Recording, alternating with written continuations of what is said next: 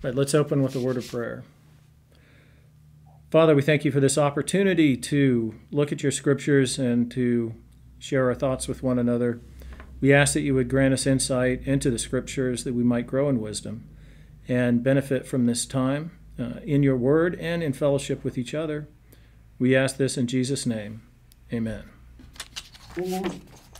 And we are, let me get up here, looking at Proverbs 26 and 27. Let me get that up front here so I can see it.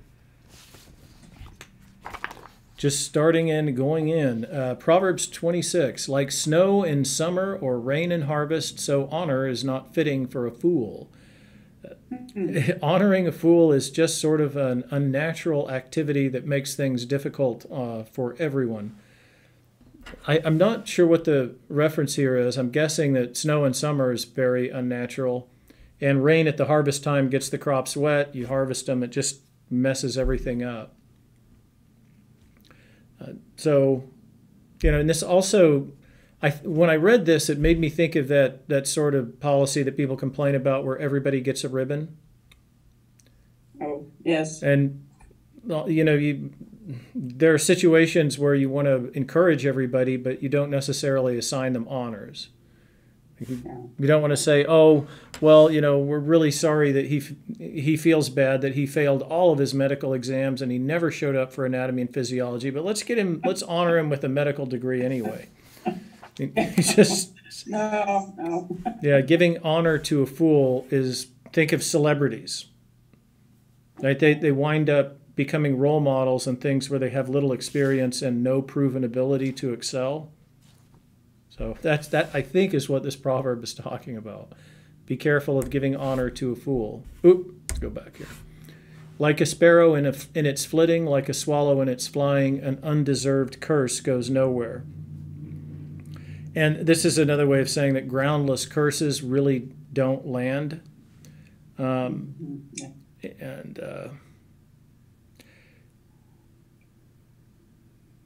Also, if you have a clear conscience, this is where a curse is groundless. If criticism is laid on you and you have a clear conscience, that's what Peter talks about when he says, keep your consciences clear so that if you do suffer, you know that you're suffering for good, that you're probably being opposed by people who don't like your witness for honesty, integrity, things like that. And you can count your suffering as being suffering with Christ. And he said, when we're persecuted for that reason, we can rejoice because our reward in heaven is great. That's what they did to the prophets. And it's what any society or group of people who are profit from lies are going to do to people who consistently try to tell the truth. And a frequently recurring theme in Proverbs about a whip for the horse, a bridle for the donkey, and a rod for the back of fools. And it's easy to paint this as sort of a violent, unworthy imagery. We're well past that. But I think the point is that reason that you use physical prodding with animals is because you can't talk to them. They don't have our reasoning capacity. There's no way to have a discussion with them. And that a fool, somebody who's wise in their own eyes, already knows everything. It's like dealing with an animal.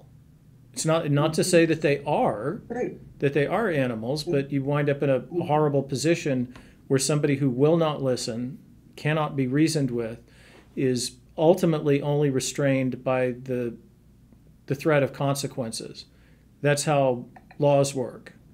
The only reason that we're not inflicting punishments for the law-abiding citizen that really wants to cooperate and have a society, it's for the people who don't care about that. And the only thing that will actually dissuade them is the knowledge that they could be punished, that they could lose their freedom, they could lose money if they don't cooperate. It's because you can't reason with them. And that's really what's, I believe, behind Proverbs like this. Then these are two of my favorite ones. Do not answer fools according to their folly, or you will be a fool yourself. Answer fools according to their folly, or they will be wise in their own eyes. Like, which is it? And I like the fact that they're right next to each other. And there's two ways of looking at this. I always liked it because it meant that in any given situation, you can't just lay down a rule and have a formula or a recipe for life. You actually need wisdom to discern what's happening in order to respond appropriately in circumstances. And there's two other ways. There's another way of looking at this too, is, and I'm well aware of this. Sometimes when you have a discussion, somebody wants to get into a discussion or a debate with you, and they use terminology that introduces concepts that if you start talking to them, you've already lost the argument. You've conceded certain implicit things. If somebody wants to start having a deep moral argument and they talk about the human being and they're talking about the rights of the individual, we're already on problematic ground because that's not the way human beings are. Nobody springs into existence that way. We're all born of a father and mother. If we actually wind up with them or somewhere else because of the brokenness of society, we're raised in an environment. People pour into us knowledge, understanding of the world. Nobody is that ideal human being governed by reason. That doesn't exist. So and that's just one example. But if you start talking about things or there's just no way to win the argument. You've already implicitly conceded the false ground on which they've built everything. But you do answer fools according to their folly, in the sense that you just try to immediately pull the rug out from under them, if you can. And that's even more so important if you're having a public discussion, to let people know that there's more than one way of thinking about things, and the fool is maybe thinking about them wrongly, not with a complete enough picture. But I like the version where you got to have wisdom to know how to respond. You can't have just a rule book. It is like cutting off one's foot and drinking down violence to send a message by a fool. It's kind of like giving them honor. Whoever trusts a fool to be their extra pair of legs to get around it, you might as well cut yourself off at the knees, because that's what you're doing. You're actually causing yourself injury. You can't get help from somebody who's a fool. They already know what's right. They're not going to listen to you no matter what you tell them. Then we have this other one similarly. The legs of a disabled person hang limp. So does a proverb in the mouth of a fool. And there are different ways of looking at this one. I heard one explanation was that it hurts to hear a fool try to explain wisdom. It's just painful. Like it would be painful to see somebody who's... if somebody really is hurt and they're struggling to get along, it hurts to watch them try, and it's kind of hard not to help them. The same thing when you have a fool trying to explain a proverb, or you see somebody talking about something and they don't know what they're talking about. It just kind of hurts. And again, we're seeing a repeat of the earlier one. It's like binding a stone in a sling to give honor to a fool. Honor gives them influence, and since they're not going to wield that influence wisely, it's almost weaponizing their foolishness. And then we see a little bit harsher version of number 7, like a thorn bush. A thorn bush brandished by the hand of a drunkard is a proverb in the mouth of a fool. Just the fool's attempt to instruct others, it can cause real damage to those who just get too close. If you listen seriously to somebody who doesn't know what they're talking about when it comes to an important subject, you're going to wind up getting hurt. And then like a related one, but a little different, like an archer who wounds everybody is one who hires a passing fool or drunkard. That's again, an expansion of the same principle. And a drunkard is somebody who might be in a position to make an important decision and not be in their right senses. And there's any number of ways today that people can alter their consciousness so that they're unreliable. You don't know how they're going to think because they're constantly altering the way they think. This one is a vivid one. Anyone who's read it probably remembers it. Like a dog that returns to its vomit is a fool who reverts to his folly. I collect that to, or connect that to the one where it says the fool is a rod for the back of fools. Dogs just do that because it's in their instinct. Oh, food, I need food. And they just keep eating it. Whereas a human being has the reason to think, maybe there's a reason why that came up. Maybe I ought to leave it up. That's sort of the reason why they keep going back to their folly, is they're unteachable. They're wise in their own eyes, and they're just think they're going by reasons, but they're really going by instinct. They're just following their desires, and you can't teach them anything. They use what reason they have to justify their behavior to themselves. Hence, do you see a person's wise in their own eyes? There is more hope for fools than for them. So at least a fool, theoretically, is somebody who doesn't know any better. But, verse 12 especially should remind us of what Jesus said to the scribes and the Pharisees. He said, because you say, we see, therefore your sin remains. If at least they could say, well, we sort of see, but things are a little blurry. He can say, well, let me help you see more clearly. But to the person who says, nope, I'm right about this, and I know it. I'm wise in my own eyes. You become unteachable. And maybe a fool is a little bit less thoughtful, and maybe there's a possibility they could be induced to think or to reconsider. The lazy person says, there is a lion in the road. There is a lion in the streets. The person who is lazy will always have a reason for it. This is just sort of a comical version of it. They never get outside. How do they know there's a lion in the streets? But somebody will always have a good, reasonable, pragmatic explanation for why they don't want to actually do something. They justify their own sense of helplessness or whatever. But this is just sort of, go out and, if there's a lion in the streets, take a sword with you. Do something. But this is another good one that's funny. As a door turns on its hinges, so does a lazy person on his bed. A kind of a vivid image. They sort of live to rest. They kind of like the difference between somebody who works to rest as somebody who rests to work.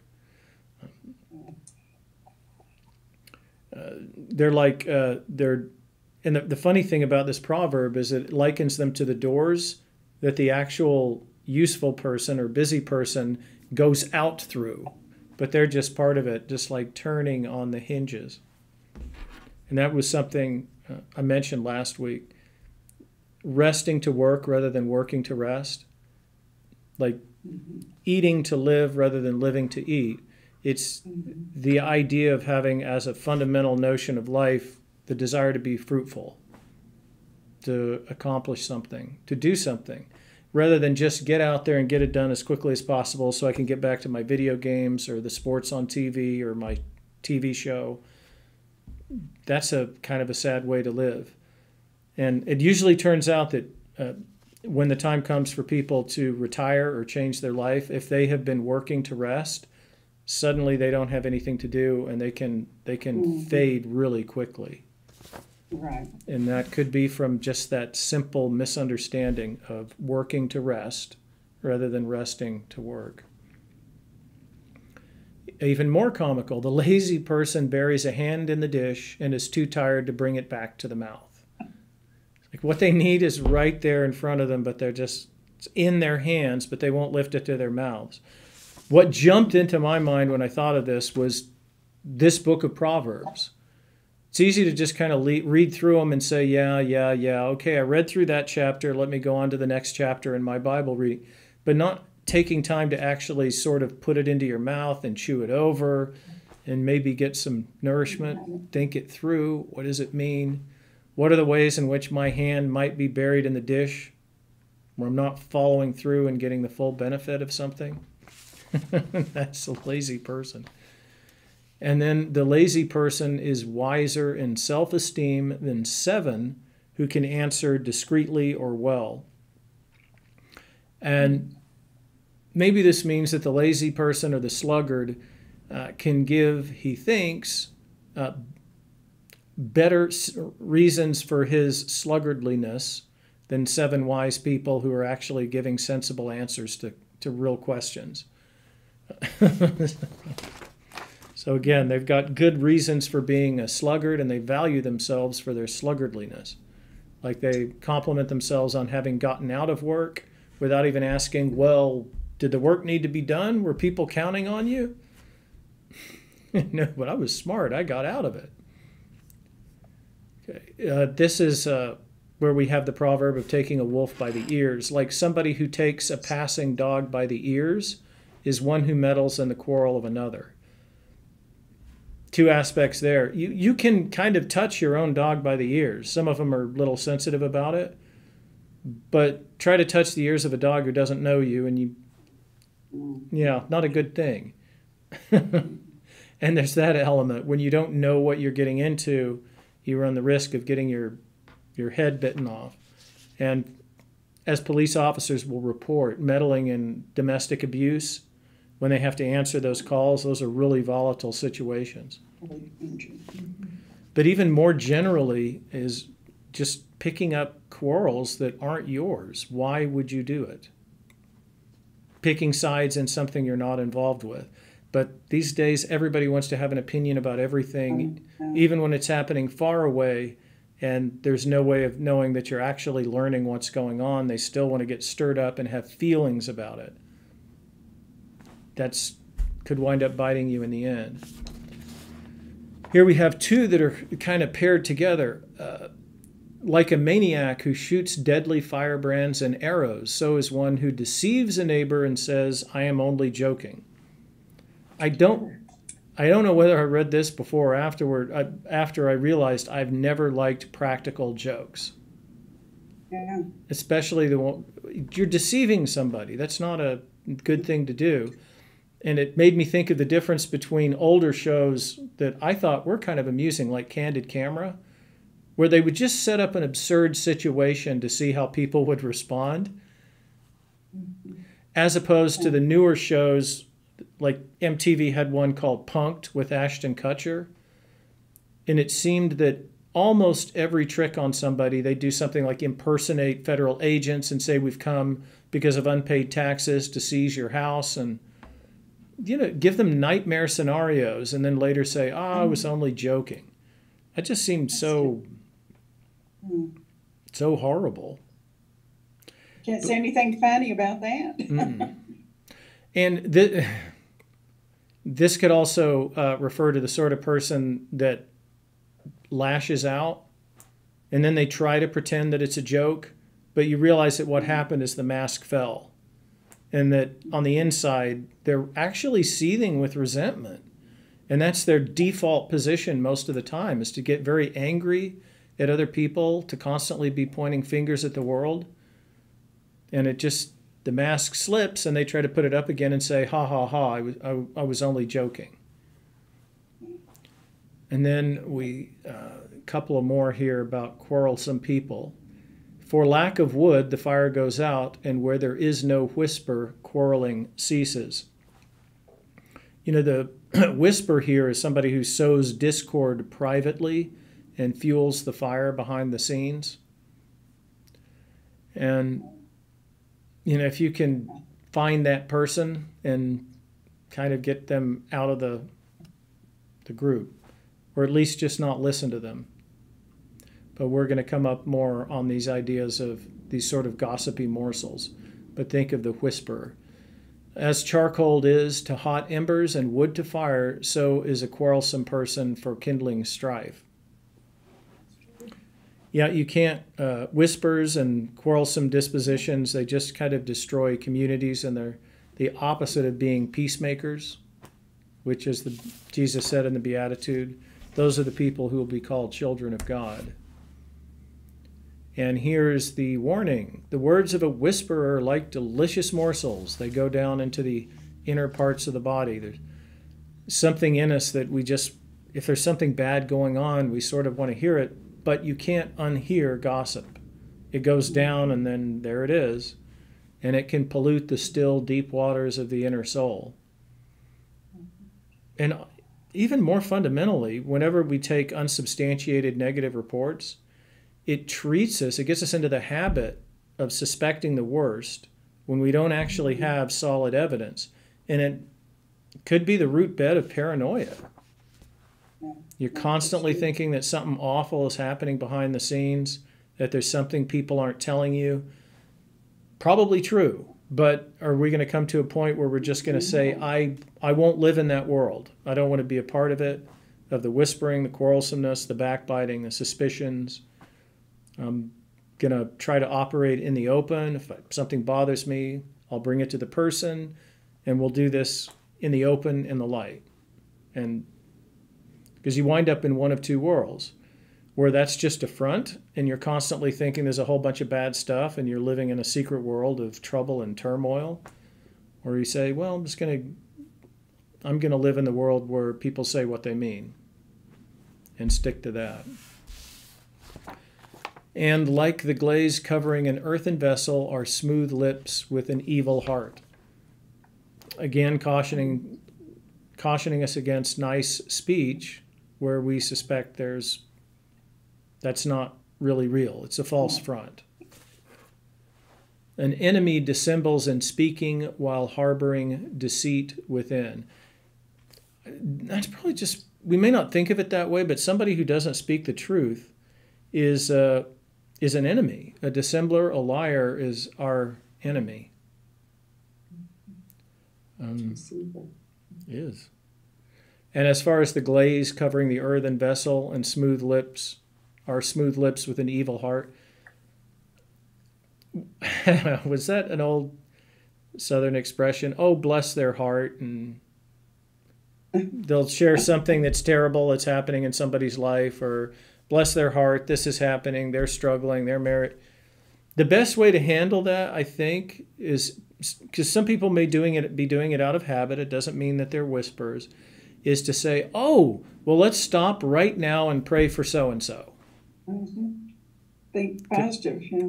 Yeah, that would be the appropriate thing. There's no point in sharing anything like that unless it's a prelude to a positive step. Prayer is a positive step.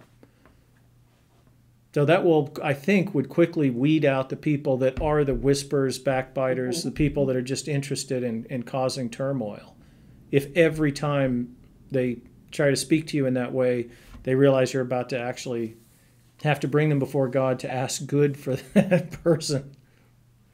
I think that might be effective in ferreting them out, or at least gently reproving them to reconsider.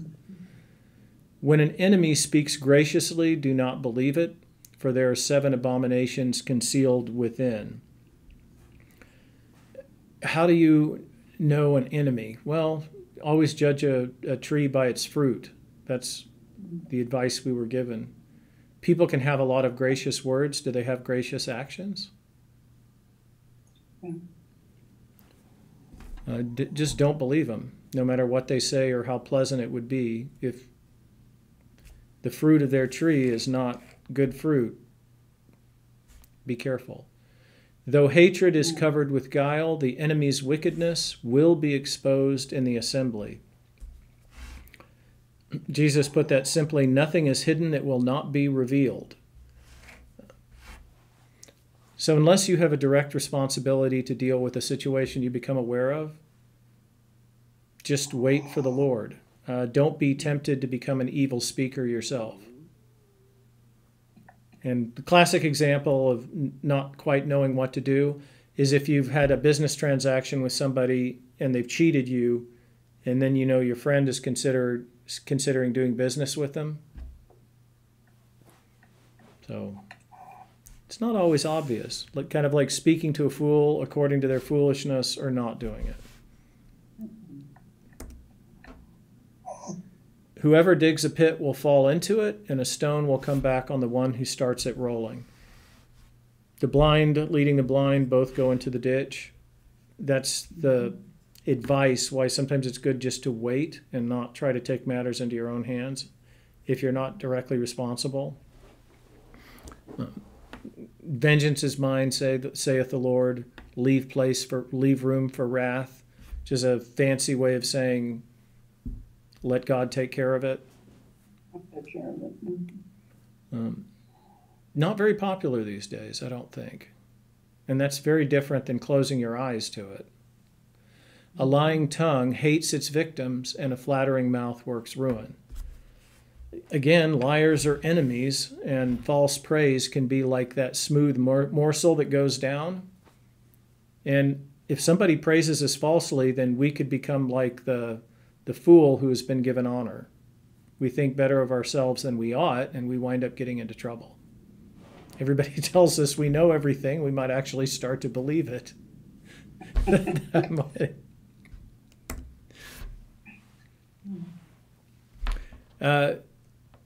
Here is a familiar one. We're into Proverbs 27. Don't boast about tomorrow, for you don't know what a day may bring. James 4:13-15, he talks about that. Don't say, we're going to go to such and such a place and do business. Rather say, if the Lord is willing, we will go and we will live and then go do X and Y. And that is just the advice of always remembering that God is God and not leaving God out of any of our thoughts, because it's easy to do that, to kind of fall into the notion that, well, I'll just plan like the world is going to last forever and everything's going to be okay. At the very least, don't boast about tomorrow, because you have no idea what's going to happen. Let another praise you and not your own mouth, a stranger and not your own lips. Well, I think that's good. Yeah, yes, yeah. It just says, let somebody else do it. A stone is heavy and sand is weighty, but a fool's provocation is heavier than both. Provocation there, that's really a word for anger. It's not anger, because a fool, again, that you can't reason with them, and their anger is certain. By the mere fact that they're angry, they're certain that they're right to be angry. That's why it's hard to put up with. There's no way to shift it, and you can't really, just horrible to be involved with. And again, wrath is cruel, anger is overwhelming, but who is able to stand before jealousy? This could also be the word for zeal. It could be for the jealous husband, but somebody who's angry and somebody who's absolutely convinced that they're right, if they both have an equally unteachable spirit, they're unendurable. And better is open rebuke than hidden love.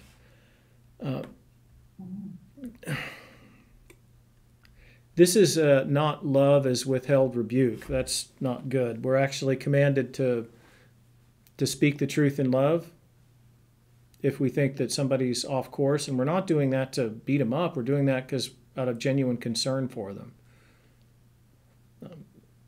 But also when I see open rebuke versus hidden love, I think of, I'd rather hear somebody correct me. That's much better than when I'm sort of put myself out there and everybody is applauding secretly while the world is throwing stones at you. At least I think of that in today's day and age, where if somebody just expresses what they honestly think, sometimes they can get savaged. And then behind the scenes, they hear their friends saying, oh, good on you, go. I'm so glad you're doing it, but I can't because, better is an open rebuke than love that never does anything. I sit around feeling good thoughts about you, but I'm never going to do anything. I'm not going to help you. That's not love.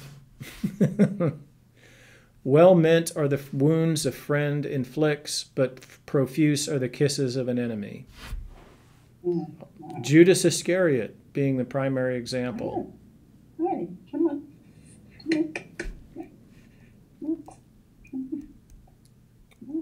So I think this actually is warning against the idea of keep your friends close, but your enemies closer. Oh. Yeah, maybe that's the way mafia dons think, is because they want to know exactly what they're up to because they're just waiting for a chance to destroy them. Right. That shouldn't be the way we think.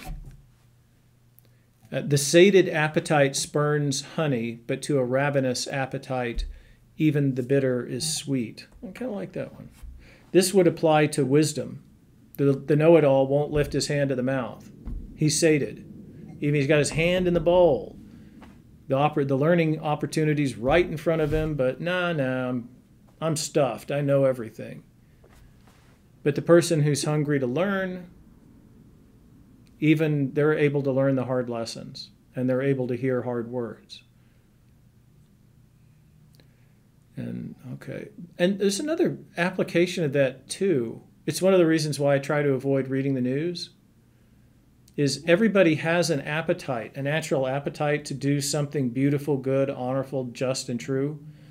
But they read the newspaper about stuff that's happening halfway around the world. They get upset about it, and maybe they change a flag on their Facebook or something, and that's it. That expended all the energy they had for the day to do something good and beautiful and true. And they did nothing. They did absolutely nothing. They sated their appetite.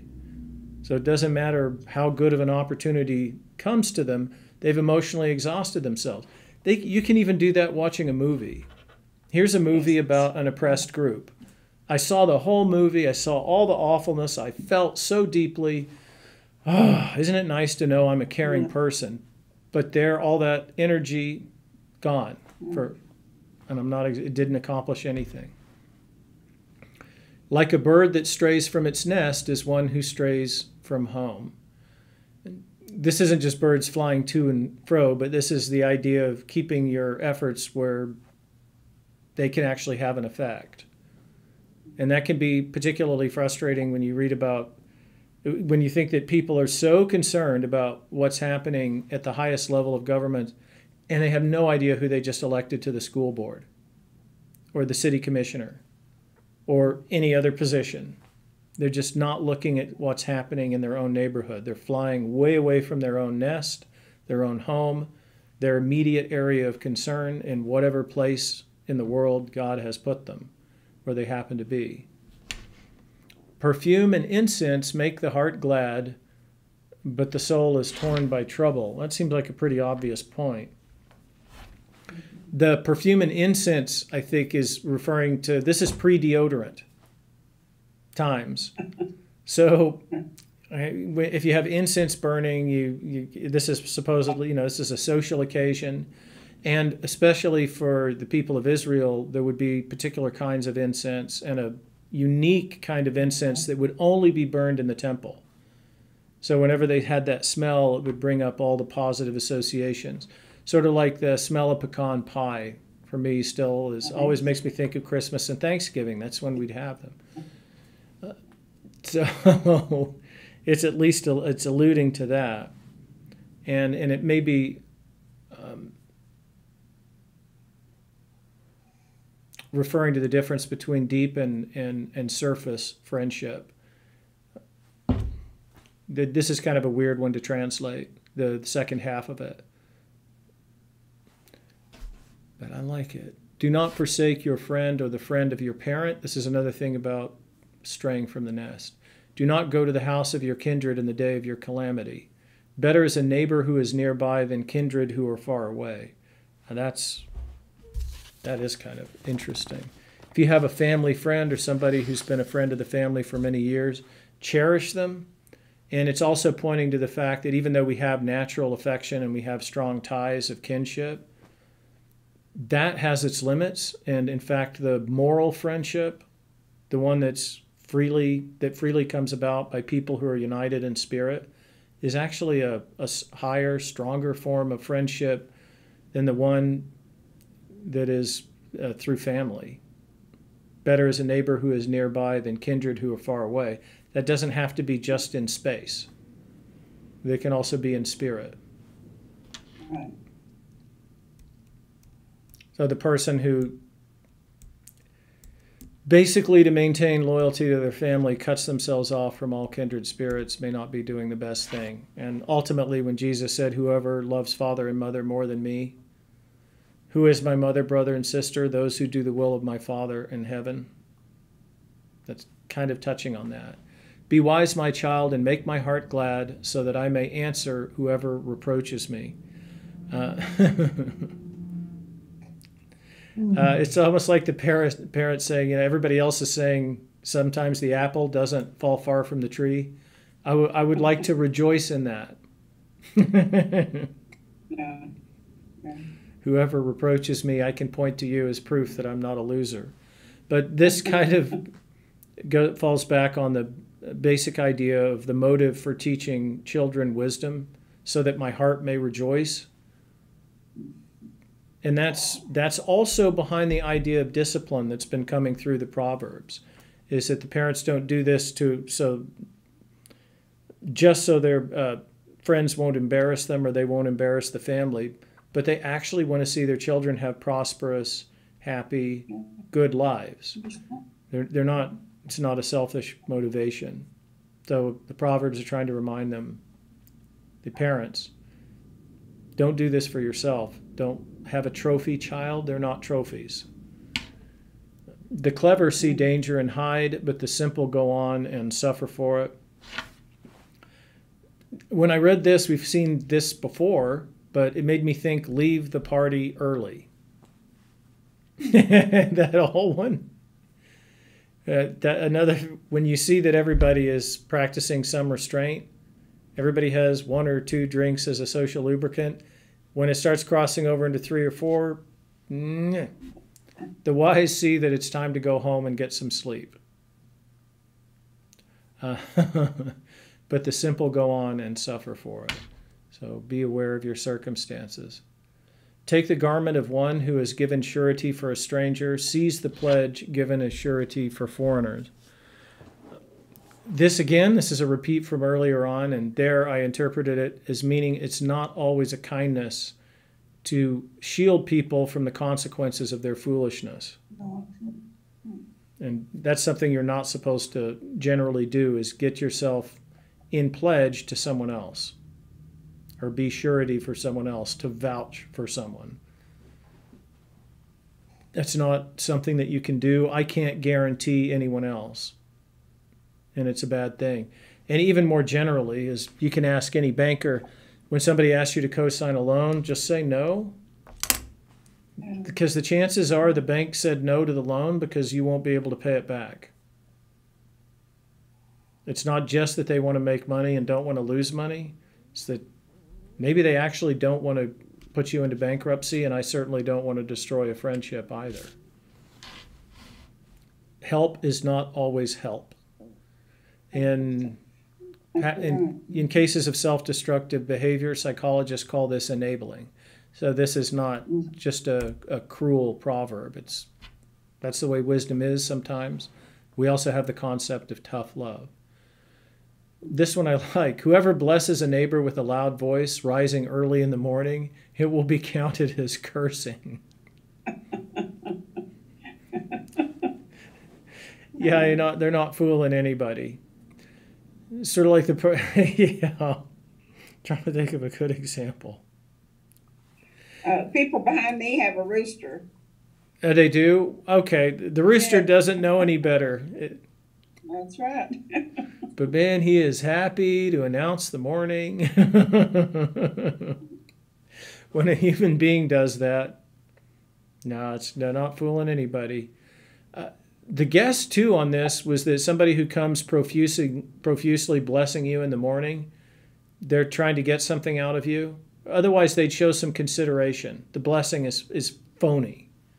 And so that applies more general. To the flatterer, they're trying to get something out of you. Otherwise, they'd show some consideration. They don't care about you. They care about themselves. A repeat of this one. A continual dripping on a rainy day and a contentious wife are alike. Can't get away from them. Yeah, to restrain her is to restrain the wind or to grasp oil in the right hand. Oh. I was thinking about that earlier today. I don't know how the whole first 4 chapters of Proverbs, or 5, are warning the young man against the strange woman. But the last chapter of Proverbs, it's a bookend, is a worthy wife, who can find her? She is to be prized above rubies. It's like recognizing all the way through that, yes, this is a major concern.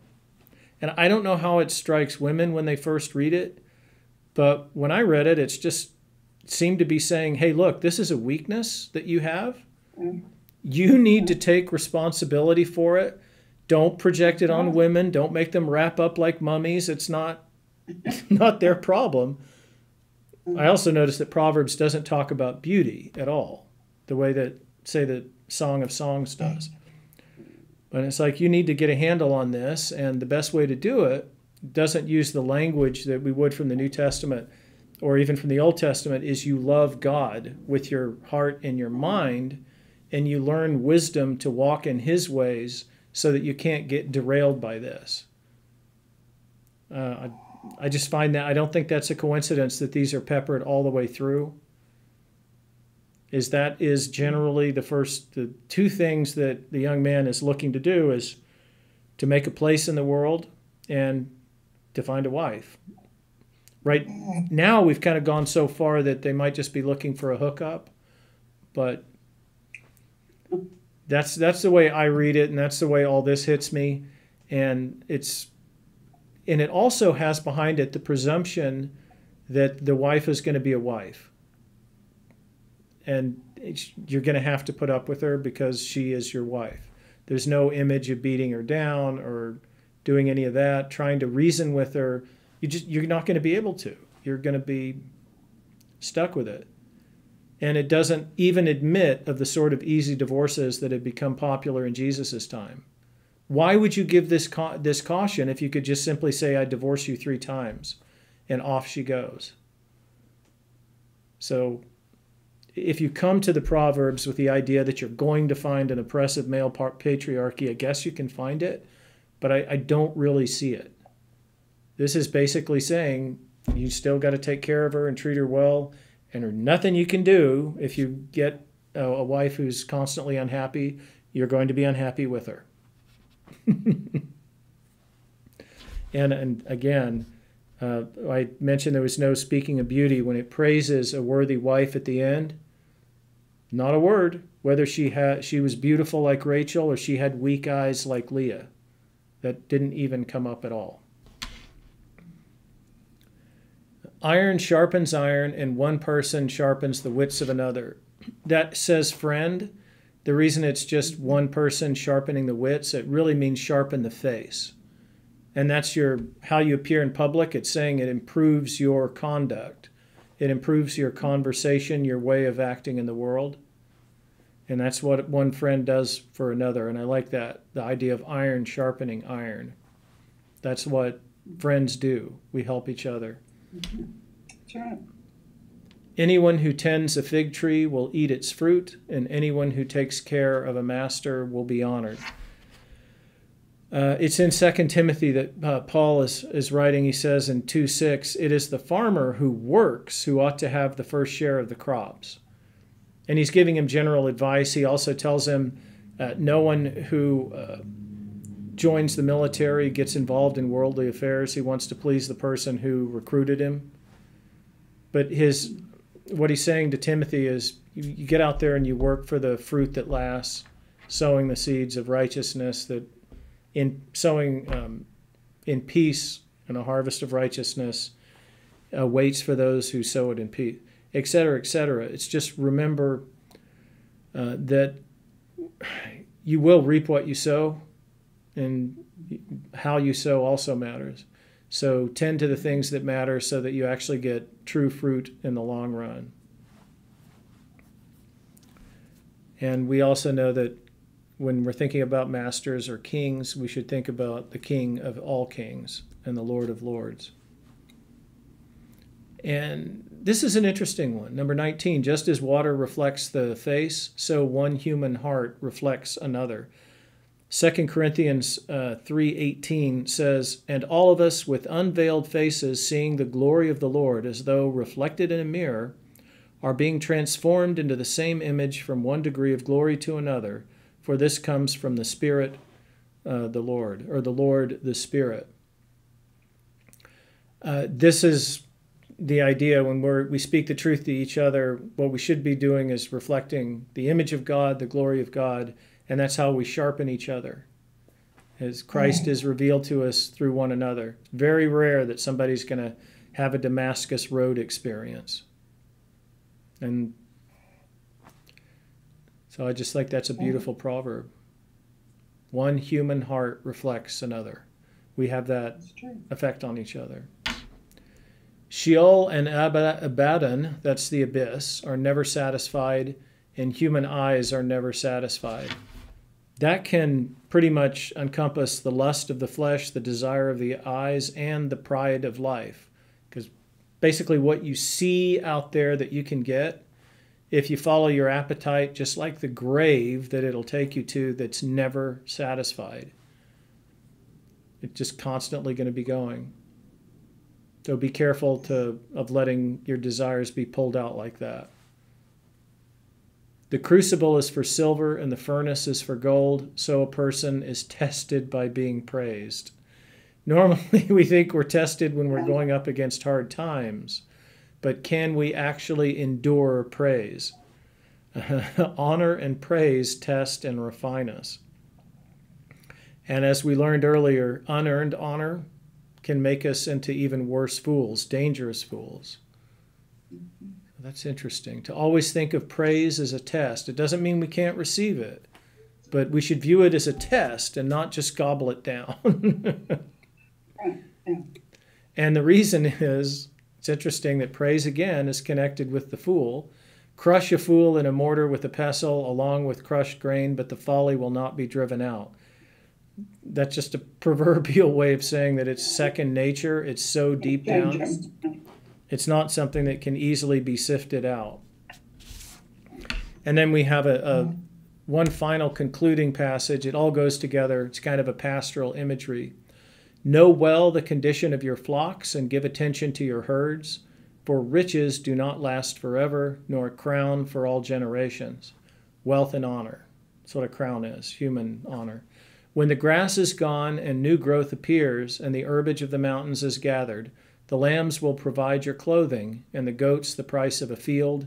There will be enough goat's milk for your food, for the food of your household, and nourishment for your servant girls. It's, again, an excitation for rural industry, but it's kind of ripe for allegorical meaning. Because when I think of the imagery of the flock, I think of the people of God and him as the chief shepherd. And that chiefly that's the way where he says to them, whoever has given up houses or lands or possessions will receive back 30-fold or 100-fold, not only in this age and the age to come. And I'm sure that's what the disciples experienced when they were driven from Jerusalem. They traveled around and they suddenly found that they didn't just have, even if their blood relations had neglected them, they found spiritual brothers and sisters all around for those who had come to the faith, who shared and shared alike. But just wealth, money, honor, they're fleeting. People can be glad to have you rule over them one day, and there's a revolution the next. So that's what I get from that pastoral imagery. Just tend to the flock and don't neglect it. And so I end.